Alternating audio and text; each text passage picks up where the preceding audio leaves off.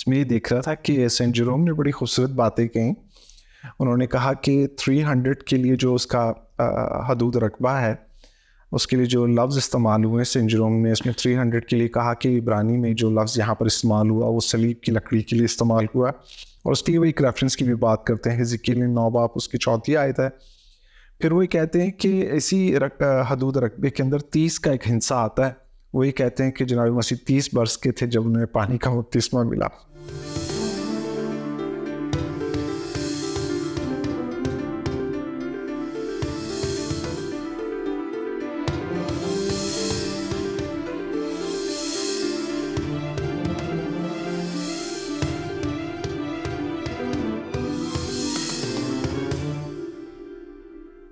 ناظرین, آپ کے پسندیدہ پروگرام یہ سچ کا سفر میں ایسٹر مبارک. آج کے اس خاص ایپیسوڈ میں بردر سیمیول ہمارے ساتھ ہیں, انہیں ویلکم کرتے ہیں. Thank you. آپ انہیں دیکھ رہے ہیں, انہوں نے ہمارے ساتھ جو مسئلہ تثلیث ہے, پاک تثلیث کے اوپر جو اعتراضات ہیں اور ان لوگوں کی جانب سے جو خود کو مسیح کہتے ہیں, ایک خاص ایک سلسلہ قائم رکھا. وہ بھی 7 پر مشتمل ہے, یوٹیوب پر بھی اویلیبل ہے, اور آپ چینل پہ بھی اس کو ریپیٹ کروانے کی درخواست دے سکتے ہیں, کیونکہ جو چرچز میں ہو رہا ہے اور غلط تعلیمات آگے جا رہی ہیں, تو آپ سے درخواست ہے کہ آپ ریکویسٹ کر کے اس کو ضرور دیکھیے. آج کے اس پروگرام میں ایسٹر اسپیشل میں بھی ہم ایک ایسے خیال کو لے کر آ رہے ہیں جو قدیم کلیسیا سے چلا آ رہا ہے اور اس کی ٹھیک سے توجیہ نہیں ہو پاتی ہے, کیونکہ ہمیں جن باتوں کا خیال رکھنا پڑتا ہے, سیاق و سباق کا خیال رکھنا پڑتا ہے, لوگ اس پر توجہ نہیں دیتے ہیں. چرچز میں بھی یہ پرابلم ہو رہا ہے اور نئی تعلیمات سامنے آ رہی ہیں. اس لیے ہم نے آج کا جو عنوان رکھا ہے وہ ہے کشتی نوح المسیح کا پیش خیمہ. ہم ٹھیک سے سیاق و سباق کے اندر رہ کر اپنے انجیل مقدس سے سب سے پہلے اس کو دیکھیں کہ جب کوئی مطابقت پیدا کی جاتی ہے تو جناب مسیح اور رسول کس طرح کرتے ہیں, اس کے بعد آباء کلیسیا اور اس کے بعد دوسرے لوگ. تو ایک سلسلہ, ایک خیال آپ کے سامنے رکھنا چاہ رہے ہیں کہ آپ کو سیاق و سباق کی قیمت پتہ چلے, اس کی اہمیت کا اندازہ ہو. پروگرام کو شروع کرتے ہیں سہیل بھائی, اور ہمارا جیسا ایک وتیرہ ہے کہ ہم اعتراضات یا جو مشکل خیال ہیں ان کو سامنے رکھتے ہیں, اور آج آپ بہت سمارٹ لگ رہے ہیں. اور اس کے ساتھ ہی اس اچھی بات کے ساتھ ایک آپ کے سامنے اعتراض رکھ رہے ہیں. خیال ہے کہ مسیحی تھیولوجی کا یہ دعویٰ ہے کہ عہد نامہ قدیم جن میں تورات شریف, زبور شریف, قوم بنی اسرائیل کی تاریخ اور صحائف انبیاء شامل ہیں, سب مسیح خداوند کی طرف اشارہ کرتی ہیں, اور یہ تحریر بھی اسی لیے. آپ اس مسیح دعوے کے بارے میں کیا کہتے ہیں؟ جی, سب سے پہلے تو برادر جی تھینک یو سو مچ کہ آج ہم ایک لمبی سیریز کے علاوہ ایک ایسے ٹاپک پر بھی بات کر رہے ہیں جو میرے خیال میں ایک ہی قسط میں ختم وائنڈ اپ بھی ہو جائے گی. جی برادر جی, جہاں تک اس کویشچن کا تعلق ہے کہ عہد نامہ قدیم میں جتنے بھی اس کے پورشنز ہیں یا جو اس کے سب سیٹس ہیں, توریت, زبور اور صحائف انبیاء اور تاریخ اور شاعری کی جو کتب ہیں, ان سب کا جو مقصد ہے وہ یہ ہے کہ جو انسان کی جو فطرت بگڑ گئی ہے اور وہ بگڑی ہوئی فطرت کے ساتھ دنیا میں جی رہا ہے, تو اس کو کلام کا سہارا دے کر, الہام کی ہدایت دے کر خدا کی مرضی اس پر ظاہر کی جائے, اور اس کی بحالی اور بگڑی ہوئی فطرت سے انسان کی آزادی اور چھٹکارے کے اوپر کام کیا جائے.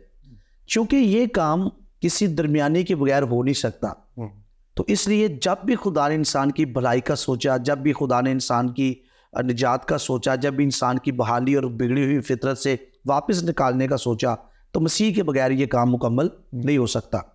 تو عام طور پر کرسچن تھیولوجی کا یہ دعویٰ ہے, اور یہ بات کسی مطلب بہت حد تک ٹھیک ہے کہ پورا جو پرانا عہد نامہ ہے اس کا مرکز یسوع مسیح ہے, اس کا جو سینٹر ہے وہ کرائسٹ ہے. لیکن میں کیوں کہہ رہا ہوں کہ زیادہ حد تک یہ درست بات ہے, کیونکہ یہاں کویشچن میں پرانا عہد نامہ صحائف سب خداوند یسوع مسیح کی طرف اشارہ کرتی ہے, اور اسی لیے تحریر بھی ہوئی. تو جب ہم چیزوں کو پراپرلی پلیس کرتے ہیں تو ہمیں تحریر کے پیچھے جو مقصد غالب نظر آتا ہے وہ ہے انسان کی بحالی, بہتری, اور انسان کی پرانی فطرت سے آزادی, نجات, اور اس کو جو کچھ اس سے چھنا تھا عدن میں, اس سے کہیں بہتر اس کو واپس لٹانا اور بحال کرنا. جو کہ یہ کام مسیح کے بغیر ہو نہیں سکتا. اس لیے پرانے عہد نامے کا مرکز، پوری بائبل کا مرکز کرائسٹ ہے، ہماری نجات کا محور کرائسٹ ہے. تو آپ کو پیدائش 3:15 سے کرائسٹ کے اس کام کی طرف اشارہ نظر آ جائے گا جو اس نے صلیب کے اوپر کرنا ہے. چونکہ ہمارا یہ آگے کروسیفکشن کا سیزن قریب ہے اور اس طریقے سے ہم یہ شو بھی کر رہے ہیں، تو کرائسٹ جو ہے وہ مرکز ہے. اور کرائسٹ کے مرکز ہونے کے پیچھے جو خدا کی جو منصوبہ بندی ہے وہ ہماری نجات اور ہماری بحالی ہے. جب تخلیق ہوئی ہے اسی وقت سے شروع ہو گیا، انسان کے گناہ میں گرنے کے بعد خدا کا منصوبہ ظاہر ہونا شروع ہو گیا، کیونکہ وہ صرف اس کو ایسے چھوڑنا نہیں چاہتا. جی آپ نے بہت زبردست لفظ بولا ہے، ظاہر ہونا شروع ہو گیا. دیکھیں خدا نے جو منصوبہ ہے نا وہ گناہ کا ویٹ کر کے، گناہ کا عمل ہونے کے بعد نہیں بنایا.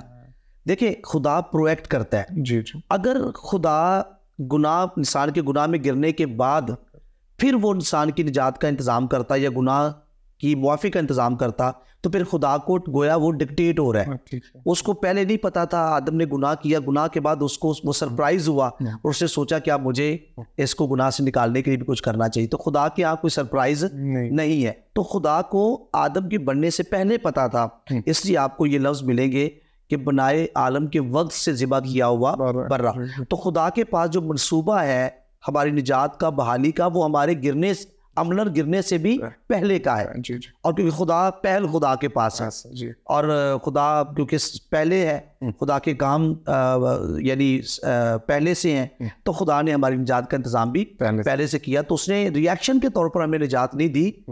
خدا نے اپنی مصلحت، اپنی حکمت، اپنے علم سابق کے تحت پہلے سے جان کر نجات کا منصوبہ اس کے پاس تھا. اب وہ مسیح یسوع کے وسیلے سے ہمارے وقتوں میں ضرورت کے مطابق ظاہر ہو رہا ہے. Thank you very much. بڑی ڈیٹیل سے آپ نے اس بات کا جواب دیا، اور یہ یقیناً ہمارے جو ناظرین آج کا پروگرام دیکھ رہے ہیں تو وہ ایسٹر کی خوشیوں کو مناتے ہوئے اس طرف بھی دھیان دیں گے، وہ عہد نامہ قدیم کو اس نقطہ نظر سے بھی پڑھنے کی کوشش کریں. اگلے سوال کی طرف چلتے ہیں سمیل بھائی، اور یہ ہے کہ کچھ ماہرین الہیات کا یہ بھی کہنا ہے کہ عہد نامہ قدیم حضرت المسیح کے بارے میں تو معلومات فراہم کرتا ہے، لیکن ساتھ ہی وہ اپنے دور کے لیے بھی معرض وجود میں آیا. ہم اس بات سے کیا سمجھیں؟ کیا اس طرح حضرت المسیح کی شخصیت کی انفرادیت ختم نہ ہو جائے گی؟ مہربانی فرما کر ہمارے ناظرین کو یہ بتائیے، کیا ہمیں عہد نامہ قدیم میں صرف اور صرف حضرت المسیح کے بارے میں ہی تلاش کرتے رہنا چاہیے؟ دیکھیے بردر جی، جو یہ ہے نا کہ پرانا عہد نامہ خداوند یسوع مسیح کو ریویل کرنے اور اس کے کام کو ظاہر کرنے کے ساتھ ساتھ وہ اس دور، جس دور میں کوئی کتاب لکھی گئی، اس دور کے لوگوں کے لیے بھی معرض وجود میں آیا. تو یہ بات بالکل درست ہے کہ اب دیکھیں میں آپ کو مثال دیتا ہوں. شریعت جو تھی وہ قوم بنی اسرائیل کو دی گئی، اور مصر سے نکلنے کا جو واقعہ ہے اور ان کو مصری غلامی سے رہائی کا جو واقعہ ہے، اور پھر آگے جو ان کے بادشاہوں کی تواریخ ہے، تو سارا کچھ وہ ایک قوم کے ساتھ وہ تعلق رکھتا ہے. لیکن ان کتابوں کا آپ سمجھیں کہ ڈیول پرپس ہمیں نظر آتا ہے، ڈبل پرپس نظر آتا ہے کہ وہ اس موجودہ دور کے لوگوں کے لیے بھی ہدایت تھی، اور خدا کیسے کام کرتا ہے، خدا کی فطرت کیسی ہے، خدا کو پسند کیا ہے، اور خدا سے کچھ حاصل کرنے کے لیے ہمیں کس راہ کو اختیار کرنا چاہیے. لیکن ساتھ ہی ساتھ ان کتابوں میں بھی جو ہر دور کی وقتی نیڈ کے لیے بھی تھی، وقتی ہدایت کے لیے بھی تھی، لیکن ان ساری کتابوں میں آپ کو کرائسٹ کا میسج بھی پنہا نظر آئے گا. تو اگر کوئی یہ کہتا ہے کہ جی اگر ہم ان کتابوں کو اس دور کی، جس دور میں وہ لکھی گئی، اس دور کے لوگوں کی ضرورت کا بھی کے لیے بھی اس کا وجود میں آنا اگر قرار دیتے ہیں، تو مسیح کی انفرادیت ختم ہو جائے گی. تو مسیح کی انفرادیت کبھی اس طرح ختم نہیں ہوگی، بلکہ ہمارے پاس مسیح کی انفرادیت میں کو اور بہتر طریقے سے سمجھنے کا موقع ہوگا. وہ کیسے؟ کہ جس دور میں قوم بنی اسرائیل کے بادشاہوں کی تواریخ لکھی جا رہی ہے، اس دور میں بھی ہمیں ہر دور میں کرائسٹ کی جھلک نظر آتی ہے. تو اس سے ہمیں کرائسٹ کی انفرادیت کا یوں اندازہ ہوگا کہ کرائسٹ کی جو ایگزسٹنس ہے وہ مقدسہ مریم سے پیدا ہونے سے پہلے بھی ہے. اور ہمیں کرائسٹ کی ایگزسٹنس جو ہے وہ نوح کے دور میں بھی نظر آتی ہے. مسیح کا روح نبیوں میں رہتا تھا. کلام میں پطرس کے خط میں لکھا ہے کہ اسی میں اس نے نوح کے دور میں بھی منادی کی، قیدی روحوں میں منادی کی.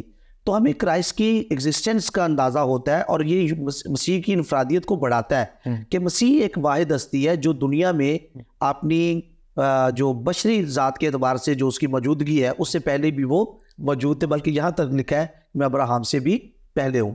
تو یہ جو کویسچن ہے کہ ہمیں ایسا سمجھنا چاہیے کہ جتنی بھی پرانے عہد نامہ کی کتابیں ہیں کیا وہ اس دور کی جس دور میں لکھی گئیں اس دور کی بھی ضرورت کے لیے معرض وجود میں آئی؟ تو اس کا آنسر ہے یس.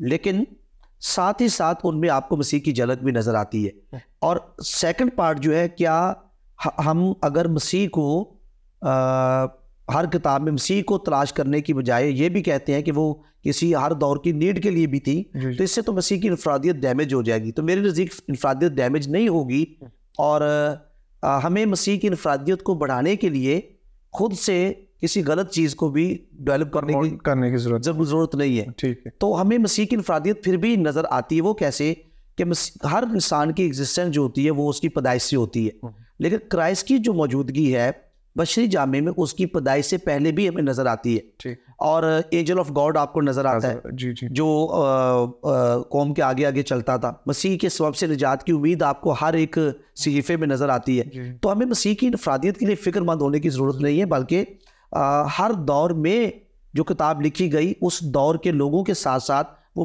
آنے والے مسیح کی جھلک بھی دکھاتی ہے. تو اس سے مسیح کی یونیکنس اور مسیح کا مرکز ہونا ظاہر ہوتا ہے کہ مسیح پورے ٹیکسٹ کا مرکز ہے، الہام کا مرکز کرائسٹ ہے، کیونکہ کرائسٹ کے بغیر نجات کا منصوبہ تکمیل پا ہی نہیں سکتا. اور اس میں یہ کہ عہد نامہ قدیم میں کیونکہ وہ ہماری عمر کی قید ہے اور ہم ایک زمانے میں مقید ہوتے ہیں، جو بھی کتب دی جاتی تھیں اس میں ان باتوں کا الہام کے اندر بھی خیال رکھا جاتا تھا. آپ جیسے بھی بات کر رہے تو مجھے وہ اپنے پچھلے سوال کے جواب میں بتایا، مصر سے نکل رہے تھے تو جو فضل کی ہم بات کرتے ہیں وہ اسرائیلی قوم پر جشن کے علاقہ میں جو وہ اپنے گھروں میں تھے، بلڈ کا جو سائن تھا دروازوں پر مصریوں کے وہ ہمیں نظر آتا ہے کرائسٹ کا، اور اس کے بعد وہ نکلتے ہیں. ضرورت کے مطابق تھا کہ حکم احکامات موجود تھے کہ آسمانی روٹی وہ جمع نہ کرنا، لیکن آسمانی روٹی جو ہے ہمیں وہ نظر آتی ہے کہ جو آسمان سے آئے ہوئے ہیں.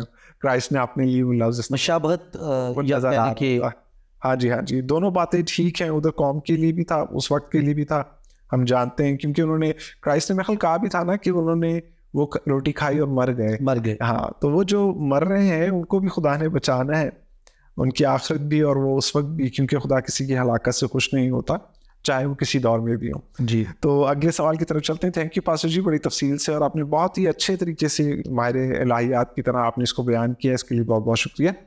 اگلے سوال کی طرف چلتے ہیں کہ کچھ لوگوں کا خیال ہے کہ مفسرین حسب عادت جو ہے وہ کہیں کی بات کہیں ملا دیتے ہیں. اب آپ یہ کیجئے کہ ہمیں حضور المسیح کے لب مبارک سے کوئی ایسی بات دکھا دیجئے جو وہ یہ کہتے نظر آئیں کہ عہد نامہ قدیم کے انبیاء اکرام سے اپنی ذات کا تقابلی جائزہ پیش کیا ہو جناب مسیح نے. میں پچھلے کویسچن کے تعلق سے آپ نے بات کی کہ اس قوم کو خدا کے فضل سے مستفید ہونے کا موقع ملا. تو مسیحی علم الہی میں خدا کا جو فضل ہے اس کو دو حصوں میں ڈیوائڈ کیا گیا، کامن گریس اور اسپیشل گریس. تو خدا کا جو کامن گریس ہے مطلب اس کا مطلب یہ ہے کہ وہ فار ایوری ون. تو خدا اپنے عام فضل کے تحت دنیا کی تمام قوموں کو موقع دیتا ہے کہ وہ اس کی نعمتوں کو انجوائے کریں، اور کامن گریس ہی راستہ پیوڈ کرتا ہے کہ کوئی سیونگ گریس کی طرف آ سکے. جی تو سیونگ گریس کرائسٹ کے وسیلہ سے.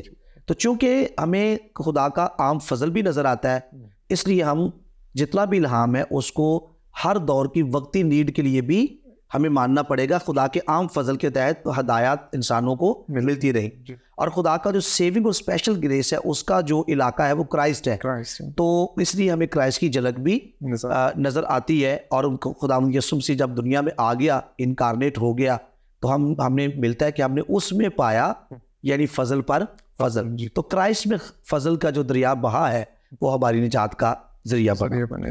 تو نیکسٹ جو کویسچن ہے، کیا خداوند یسوع مسیح نے خود اپنے لب مبارک سے کبھی عہد نامہ قدیم کے انبیاء اکرام سے اپنی ذات کا تقابلی جائزہ پیش کیا؟ تو جب ہم کمپیریزن کی بات کرتے ہیں کرائسٹ نے کہاں تو یہ ہمیں جھلک نظر آتی ہے اور کافی بڑی تعداد میں نظر آتی ہے. ایک تو یہ کہ اپنے آپ کو مسیح یسوع موسیٰ سے اپنا موازنہ کرتا ہے. وہ اپنی پرسنالٹی کا، شخصیت کا نہیں کرتا، وہ اپنے کام کا کرتا ہے. تو کام میں بھی اگر کوئی بڑا ہے تو کسی جگہ کام سے کام کا موازنہ، کسی جگہ ذات سے موازنہ، کسی جگہ پر ڈیوریشن کا موازنہ، کسی جگہ پر رینک کا موازنہ. تو موسیٰ سے جو موازنہ اس نے کیا کہ جو روٹی آپ نے پچھلے ذکر کیا، جو روٹی تمہیں موسیٰ نے دی اسے تمہارے باپ دادا نے کھایا اور پھر بھی مر گئے، پر جو روٹی میں دوں گا، میں وہ روٹی ہوں جو میں دوں گا، اور وہ خود ہی کرائسٹ وہ روٹی تھا جو آسمان سے اتری، جو اسے کھائے گا وہ کبھی نہ مرے گا. تو کتنا بڑا کمپیریزن ہے. موسیٰ نے جو تمہیں روٹی دی، پھر لکھا ہے کہ موسیٰ تمہاری شکایت کرتا ہے، یعنی موسیٰ کی جو شریعت ہے جب اس کو بریک کرو گے تو خدا کے حضور تم سزا کے لائق ٹھہرو گے، پر میں تمہاری شکایت نہیں کرتا. تو کرائسٹ کا موسیٰ کے ساتھ موازنہ اس کی زبان مبارکہ سے بھی ہمیں نظر آتا ہے. پھر موسیٰ نے میری بابت کہا تھا، اگر تم موسیٰ کے شاگرد ہوتے یا اس کے فالوور ہوتے تو تم کبھی میری جان کے دشمن نہ بنتے، کیونکہ اس نے میری بابت کہا ہے، میری بابت لکھا ہے. پھر ہمیں یونا کے نبی کے بیان میں نظر آتا ہے کہ یونا سے بھی بڑا. تو کرائسٹ نے اپنی پوزیشن بتائی ہے.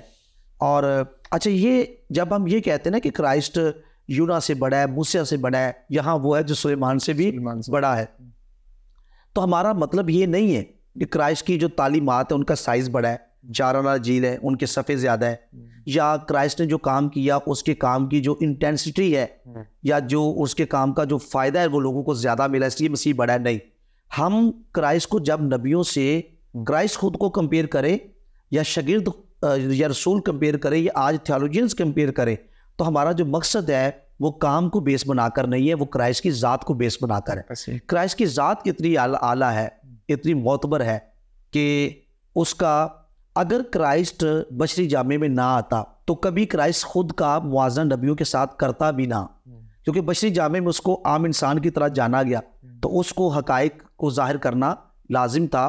اس لیے آپ کو یہ تقابلی جائزہ نظر آتا ہے. یہاں وہ ہے جو سلیمان سے بھی بڑا ہے، یونا سے بھی بڑا ہے. ابراہیم کی بات کرتے ہوئے اس نے ایگزسٹنس کی بیس پر اپنا موازنہ کیا کہ تمہارا باپ ابراہیم میرا دن دیکھنے کی امید پر تھا. تو وہ کہنے لگے کہ تیری عمر تو 50 سال کی بھی نہیں ہے. تو ان کی جو نگاہ تھی وہ کرائسٹ کی بشریت کی طرف تھی کہ ینگ ہے، 25-30 سال سے ابو تھا. تو کہہ رہا ہے کہ میں ابراہیم میرا دن دیکھنے کی امید پر تھا جو صدیوں پہلے گزر چکا ہے. تو کرائسٹ نے وہاں پر کہا اس سے پیشتر کہ ابراہیم پیدا ہوا میں ہوں. تو کرائسٹ کا وہ موازنہ کر رہا ہے کہ میں ابراہیم سے پہلے ہوں. تو یہاں پر ٹائم کا موازنہ نظر آتا ہے کہ میری جو موجودگی ہے وہ میری بدنی اور بشری اور فزیکل لائف سے ہٹ کر الوہیت کے اعتبار سے بھی دیکھو کہ میں ابراہیم سے پہلے ہوں. اور داؤد کے ساتھ جو موازنہ ہے وہ تو بہت ہی زبردست ہے. تو پوچھا گیا کہ تم مسیح کے بارے میں کیا کہتی ہو، کس کا بیٹا ہے، ابن آدم کے بارے میں کیا کہتی ہو؟ تو انہوں نے کہا کہ داؤد کا بیٹا ہے. تو کرائسٹ نے کہا کہ اگر وہ داؤد کا بیٹا ہے، بیٹا تو ہے ہی ہے لیکن جسٹ بیٹا نہیں ہے، بشری اعتبار سے وہ داؤد کی نسل ہے. لیکن کرائسٹ نے ایک اور ان کو اینگل دکھایا کہ پھر داؤد اسے خداوند کیوں کہتا ہے؟ خداوند نے میرے خداوند سے کہا. داؤد اس کو خداوند کیوں کہتا ہے؟ جب وہ داؤد کا خداوند ہے تو اس کا بیٹا کیوں کر ہوا؟ تو خداوند یسوع مسیح نے چونکہ مسیح یسوع کی الوہیت بشریت کے پردہ کے پیچھے ہائڈ تھی، تو خداوند کوئی نبیوں کے ساتھ اپنا موازنہ کر کے اس نے ثابت کیا، ظاہر کیا کہ میں نبیوں سے بڑا ہوں. اور نبیوں کا پہاڑ پر اس کے ساتھ ظاہر ہونا اور پھر ظاہر ہونا اور پھر اوپر سے آواز آنا، اس کی سنو یہ میرا، جو یہ کہتا ہے وہ کرو. تو خدا نے انڈروز کیا، تصدیق کی کہ اب موسیٰ اور انبیاء کی نہیں، اب تم اس کی سنو، کرائسٹ کی. تو خدا یسوع مسیح نے اپنی زبان مبارکہ سے موازنہ کیا. اور ایک خاص بات، یہ تو میں نے چند نام لیے، تو پطرس کے خط میں پطرس رسول یہ لکھتا ہے، وہ ہر کرائسٹ کے اپنے منہ سے تو نہیں ہے، لیکن وہ کہتا ہے کہ جو نبی کرائسٹ کی نجات یا اس کے کام کے بارے میں بیان کرتے تھے تو تحقیق اور تلاش کرتے تھے کہ یہ کب ہوگا، اور کاش کہ ہم بھی مسیانک ایرا میں ہوں. اور کرائسٹ نے بھی اس بات کو اپنے منہ سے بھی کہا کہ کئیوں نے جو تمہاری آنکھیں دیکھتی ہے، کئیوں نے چاہا کہ وہ دیکھیں، جو کان تمہارے سن رہے ہیں، کئیوں نے کوشش کی کہ وہ سنے پر ان کو میسر نہ آیا. تم مبارک ہو جو دیکھتے اور سنتے ہو. تو وہ نبیوں کی طرف اشارہ تھا کہ نبی جب تحقیق کرتے تھے، الہام کو بیان کرتے تھے تو تشنگی رکھتے تھے کہ یہ کب ہوگا، کاش کہ ہم بھی ہوتے. تو مسیح کی انفرادیت اور مسیح کی جو یونیکنس ہے وہ بہت عظیم اور عجیب ہے، اور کرائسٹ جیسا کوئی نہیں ہے. کوئی نہیں. اور یہ انجیل نویسوں نے، ہم یہ کہتے ہیں کہ جو کاتبین ہیں اناجیل ہیں، انہوں نے چاروں اناجیل میں جناب مسیح کی ایسی جو باتیں ہیں ان کو قلم بند کیا ہے. اور اس میں ایک اور بات جو بڑی خوبصورت تھی وہ یہ کہ انہوں نے کہا کہ یہاں وہ ہے جو ہیکل سے بھی بڑا، ہیکل سے بھی بڑا، سبت سے بھی بڑا ہے. جی. تو آپ یہ دیکھیں کہ وہ گھر بنانے والا ہے، ہے نا. جب وہ موسیٰ سے کمپیئر کہتا ہے کہ یہاں تو وہ ہے جو مطلب بڑا ہے، اس سے ہیکل سے بڑا ہے جو گھر بنانے والا وہ. تو میں یہ سوال کے حوالے سے یہ دیکھ رہا تھا پاسٹر جی کہ لوگ بہت نا کلابیں ملاتے ہیں، لیکن اس میں جناب مسیح کی ذات کا یہ پہلو جو ہے اس کو وہ نظر انداز کر دیتے ہیں کہ ان کی جو فضیلت ہے، وہ جو مقام جو جناب مسیح نے خود اپنے لبوں سے اپنے لیے ٹھہرا دیا، اس کو کمپرومائز کرنے کی کوشش کرتے ہیں. تو ہمارے پاس جیسے اس پروگرام میں جو سیڑھیاں جو چڑھ رہے ہیں وہ یہ کہ ہمیں سیاق و سباق کا خیال رکھنا ہے.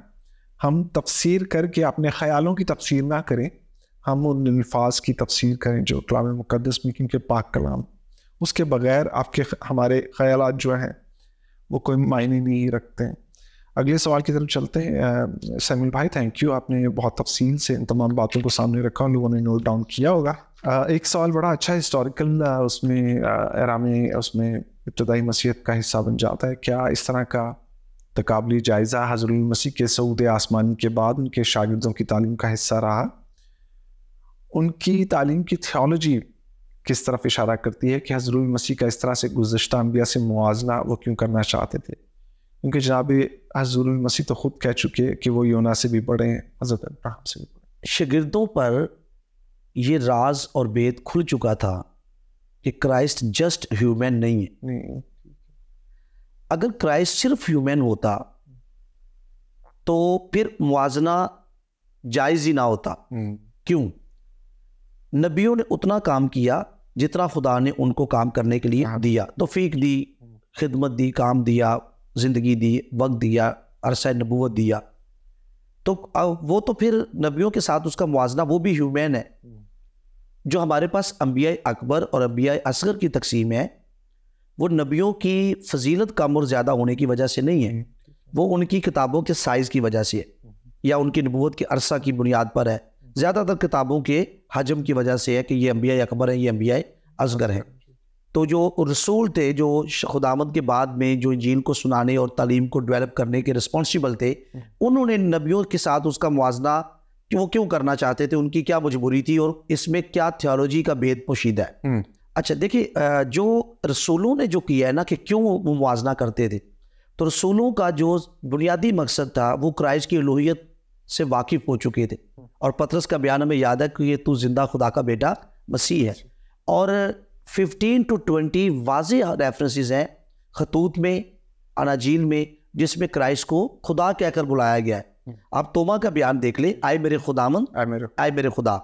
تو چونکہ دنیا سے یہ بات پوشیدہ تھی، دنیا اس کو کیا دیکھنا چاہتی تھی یا کیا دیکھ رہی تھی؟ یہ بڑائی کا بیٹا ہے، یہ اس کی ماں، یہ اس کے بھائی، یہ اس کی بہنیں، یہ ناصرت کا ایک نبی ہے. تو وہ صرف اس کو انسانی حدود و قیود میں ہی دیکھ رہے اور سمجھ رہے تھے. اور رسولوں پر یہ جھلک، یہ راز کھل چکا تھا، یہ مکاشفہ ان کو مل چکا تھا کہ یہ بشری جامے میں آنے والا صرف انسان نہیں ہے. اس لیے پولس رسول لکھتا ہے کہ خدا انسان کے بیچ میں درمیانی، اور پھر رسول اس کو خدا بھی لکھتا ہے، انسان بھی لکھتا ہے. تو چونکہ الوہیت کی جھلک وہ دیکھ چکے تھے اور مسیح کی الوہیت جو بشریت کے پردہ کے پیچھے پوشیدہ تھی ان پر عیاں ہو چکی تھی، تو دوسرے نبیوں سے موازنہ کر کے یہ ثابت کرنا چاہتے تھے کہ مسیح ان جیسا نہیں ہے، ان سے برتر ہے. کہیں مسیح کی پاکیزگی کا موازنہ کیا گیا؟ کون ہے جو مجھ پر گناہ ثابت کر سکتا؟ رسولوں نے اس کے بارے میں لکھا کہ وہ گالیاں کھا کر گالیاں نہ دیتا تھا. تو نبیوں کی زندگی میں ہمیں کچھ انفارمیٹیز جو ہیں، کچھ کمزوریاں جو نظر آتی ہیں، لیکن کرائسٹ کی ذات میں کوئی کمی نظر نہیں آتی. تو موازنہ کر کے ان کا مقصد یہ ثابت کرنا تھا کہ کرائسٹ نجات دہندہ ہے، اس کی ذات میں گناہ نہیں ہے، اس لیے جو خود گناہ سے مبرہ ہے وہ گناہ سے نجات دینے کا حق بھی رکھتا ہے. اور پھر کرائسٹ جو ہے وہ نبیوں سے افضل ہے، بلکہ نبیوں کو برپا کرنے والا ہے. نبیوں کی نبوت کا مرکز کرائسٹ ہے، تو ان کا موازنہ کرنے کے پیچھے صرف مسیح کی الوہیت کی جھلک دنیا کو دکھانی تھی، ان پر عیاں کرنی تھی. سمیل بھائی ہمارے پاس وقت کی کمی ہے، تو جو امپورٹنٹ کوشچن اس کے حوالے سے وہ آپ کی خدمت میں رکھ رہے ہیں. حضور المسیح کس طرح سے کشتی نوح کے مترادف ٹھہرتے ہیں؟ دیکھیں، اگر آپ کشتی نوح کی اوور آل تھیم کے اوپر غور کریں تو یہ تباہ ہونے والی دنیا میں سے جو ایماندار راست باز لوگ تھے ان کو بچانے کا ذریعہ تھی. ٹھیک. تو یہ کشتی کو اگر ہم نجات ٹھہرائیں کہ جو کشتی میں آ گیا وہ محفوظ ہو گیا، وہ بچ گیا، اس کشتی نے اس دور کے لوگوں کو جو اس میں داخل ہو گئے ان کو تباہی اور بربادی سے بچایا. اور مسیح یسوع نے خود فرمایا کہ جب میں آؤں گا ابن آدم کی آمد پر بھی ایسے ہی ہوگا جیسے نوح کے دور میں ہو رہا تھا. لوگ بیاہ شادیاں بھی کر رہے تھے، لوگ ایک روٹین لائف گزار رہے تھے جب تک طوفان نہ آیا اور نوح اور اس کا خاندان کشتی میں داخل نہ ہوا. سب کچھ روٹین کے مطابق ہو رہا ہوگا. تو ابن آدم کے آنے پر بھی سیکنڈ کمنگ میں ایسا ہی ہوگا. سیکنڈ کمنگ کے ٹائم پہ ایسا ہی ہوگا، لوگ سب کچھ کر رہے ہوں گے، لیکن جیسے کشتی میں داخل ہونے والے محفوظ رہے اور بچ گئے، باہر تباہی تھی، کشتی کے اندر زندگی تھی، اسی طرح اب جو مسیح میں شامل ہو جاتے ہیں، اور کلام میں لکھا ہے کہ جتنوں نے پانی کا بپتسمہ لیا تم نے مسیح میں شامل ہونے کا بپتسمہ لیا اور تم نے مسیح کو پہن لیا. تو آج ہم جیسے نوح کے دور میں لوگ کشتی میں داخل ہوئے، جو داخل ہوئے وہ بچ گئے، اسی طرح آج جو مسیح میں شامل ہو جاتے ہیں ایمان کی راہ سے وہ بھی محفوظ ہو جاتے ہیں. اور کشتی نجات کی کشتی، اگر ہم اس کو نجات کی کشتی کہیں، اور مسیح یسوع یہاں پر نجات دہندہ ہے، وہاں پر بھی کشتی کے اندر مختلف نیچرز رکھنے والے جانور، انسان آپ کو نظر آتے ہیں. اور جب کشتی کے اندر ہیں تو وہ اپنی اس فطرت پر کنٹرول کی، ان کی فطرت کنٹرولڈ ہو چکی ہے اور وہ کسی کو نقصان نہیں دے رہے، خون خار بھی اندر ہیں. اور اسی طرح جب مختلف فطرت والے لوگ مسیح میں آ جاتے ہیں تو مسیح میں آ کر وہ بدل جاتے ہیں اور مسیح میں شامل ہونے کی وجہ سے وہ محفوظ ہو جاتے ہیں. Thank you very much. اور ہمارے پاس وقت کی کمی ہے، اور میں اس میں یہ دیکھ رہا تھا کہ سینٹ جیروم نے بڑی خوبصورت باتیں کہیں.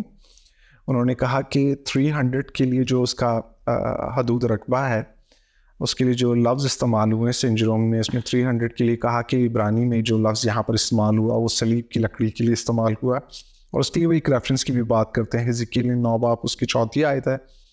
پھر وہ کہتے ہیں کہ اسی حدود رقبے کے اندر 30 کا ایک ہنسا آتا ہے.